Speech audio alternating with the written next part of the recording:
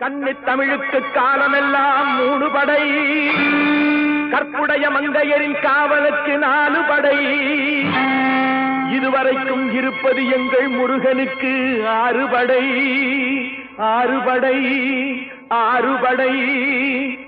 இன்று எங்கள் மருதமலை கோயில் ஒரு 7 படை, 7 படை, 7 படை.